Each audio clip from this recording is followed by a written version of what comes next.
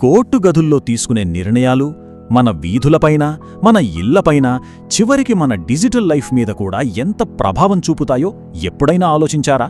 సరే, ఈరోజు మనం భారతదేశ వ్యాప్తంగా వచ్చిన కొన్ని చాలా ముఖ్యమైన తీర్పుల గురించి మాట్లాడుకుందాం.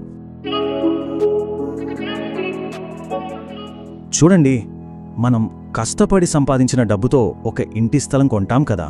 అక్కడ్నుంచి మొదలు పెడితే మన స్మార్ట్ ఫోన్ స్క్రీన్ మీద కనిపించే వీడియోల వరకు ప్రతి విషయంలోనూ కోర్టుల తీర్పులు మనకు తెలియకుండానే కానీ చాలా బలంగా మన జీవితాల్ని మార్చేస్తుంటాయి.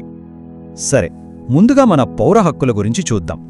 ఈ రోజుల్లో హక్కులంటే కేవలం బయట ప్రపంచంలోనే కాదు, డిజిటల్ వరల్డ్లో కూడా. మరి రెండు చోట్ల మన హక్కుల్ని కాపాడటానికి కోర్టులు ఏం చేస్తున్నాయో ఇప్పుడు తెలుసుకుందాం. ఒక సొంత ఇల్లు కట్టుకోవాలనేది చాలామంది కల. కానీ ఈ కలను సాకారం చేసుకునే ప్రాసెస్లో చాలా కుటుంబాలు అక్రమ లేఅవుట్ల బారిన పడి మోసపోతున్నాయి. ఇది నిజంగా ఒక పెద్ద సమస్యగా మారింది. అయితే ఈ సమస్యకు మద్రాసు హైకోర్టు ఒక అద్భుతమైన పరిష్కారం చూపింది. కొనుగోలుదారులను కాపాడటానికి ఒక క్లియర్ 2-స్టెప్ ప్రొటెక్షన్ సిస్టమ్ను తీసుకొచ్చింది. ఈ తీర్పుతో అక్రమ లేఅవుట్ల దందాకి గట్టి దెబ్బ తగిలినట్టే. సరే, ఇప్పుడు డిజిటల్ ప్రపంచం వైపు వద్దాం. ఇక్కడ డీప్ ఫేక్ కంటెంట్ రూపంలో ఒక కొత్త, చాలా పెద్ద ప్రమాదం మన కోసం ఎదురుచూస్తోంది. దీనిపై బాంబే హైకోర్టు చాలా సీరియస్ వార్నింగ్ ఇచ్చింది. ఈ తీర్పు చాలా ముఖ్యం, ఎందుకంటే ఒక వ్యక్తి గుర్తింపు అనేది ఆన్లైన్లో కూడా కాపాడాల్సిన హక్కు అని ఇది స్పష్టం చేస్తోంది. సోషల్ మీడియాలో ఎవరి పడితే వాళ్ల ఫోటోలు, వీడియోలు మార్ఫింగ్ చేయకుండా ఇది అడ్డుకుంటోంది. చెప్పాలంటే డిజిటల్ యుగంలో మన హక్కుల పరిరక్షణలో ఇదొక ల్యాండ్మార్క్ జడ్జ్మెంట్. సరే, పౌర హక్కులు బానే ఉన్నాయి.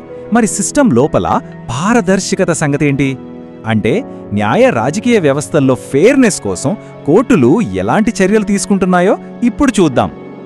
న్యాయ వ్యవస్థలోనే ఎన్నికలు సరిగ్గా జరగకపోతే ఎలా?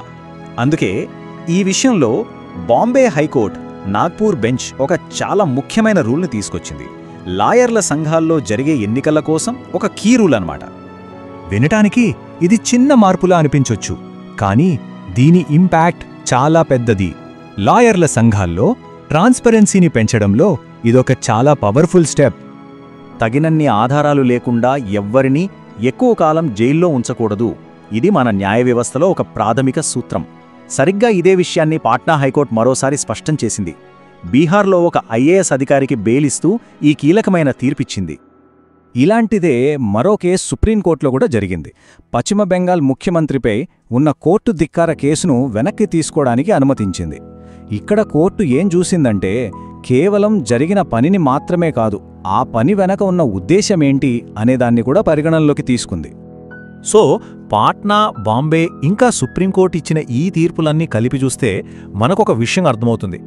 సిస్టమ్ మీద ప్రజలకు నమ్మకం పెంచడానికి ఇవి ఎంతగానో ఉపయోగపడతాయి.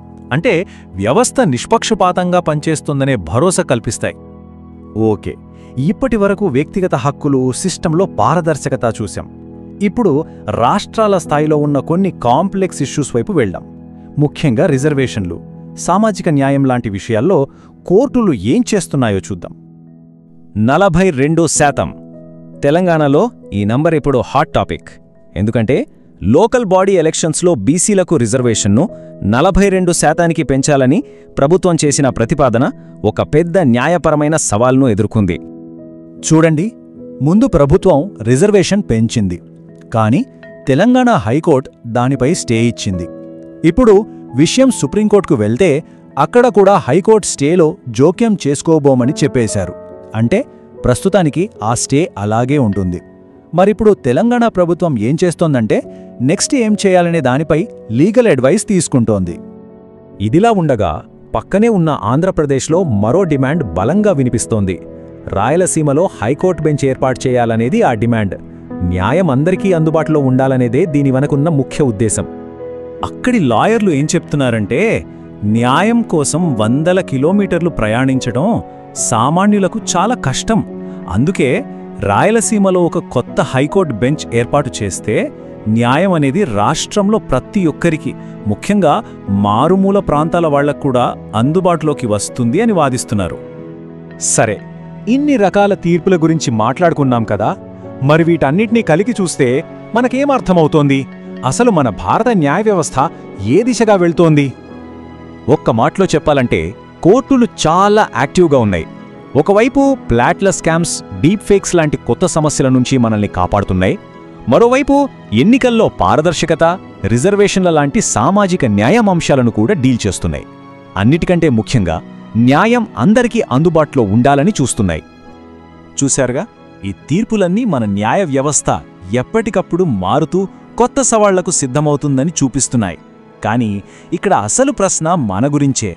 ఈ మార్పులకు తగ్గట్టుగా ఒక సమాజంగా మనం కూడా మారడానికి సిద్ధంగా ఉన్నామా? ఇది మనం ఆలోచించుకోవాల్సిన విషయం.